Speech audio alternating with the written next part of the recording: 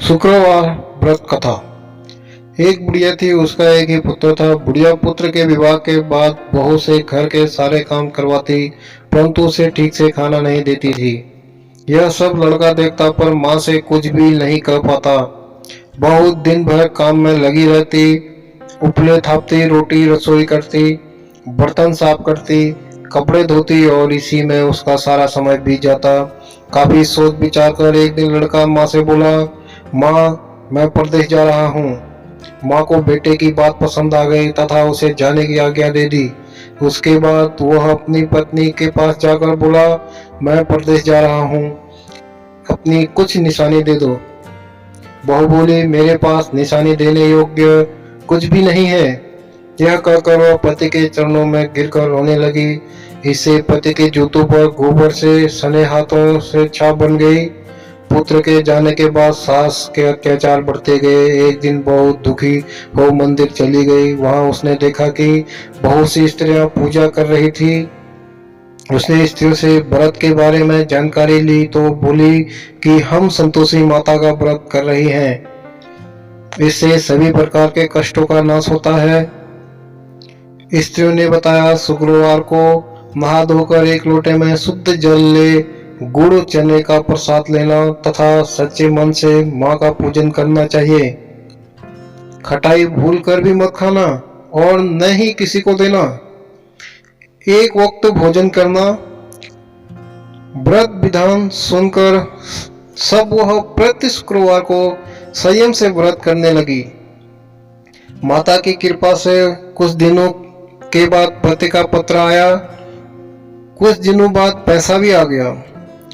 उसने प्रसन्न मन से फिर व्रत किया तथा मंदिर में जा अन्य स्त्रियों से बोली, संतोषी माँ की कृपा से हमें पति का पत्र तथा रुपया आया है।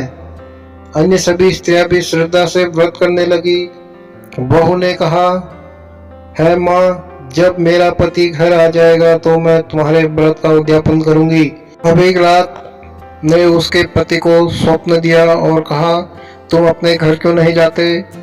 तो वह कहने लगा, सेठ का सारा सामान अभी बिका नहीं है, रुपया भी नहीं आया है। उसने सेठ को स्वप्न की सारी बात कही तथा घर जाने की इजाजत मांगी, पर सेठ ने इनकार कर दिया। माँ की कृपा से कई व्यापारी आए, सोना चांदी तथा अन्य सामान खरीद कर ले गए। कर्जदार भी रुपया लौटे गए। अब तो साहूकार ने उसे घर जाने की इजाजत दे दी। घर आकर पुत्र ने अपनी माँ व पत्नी को बहुत सारे रुपए दिए। पत्नी ने कहा कि मुझे संतोषी माता का उद्यापन करना है। उसने अभी सभी को न्योता दे उद्यापन की सारी तैयारी की।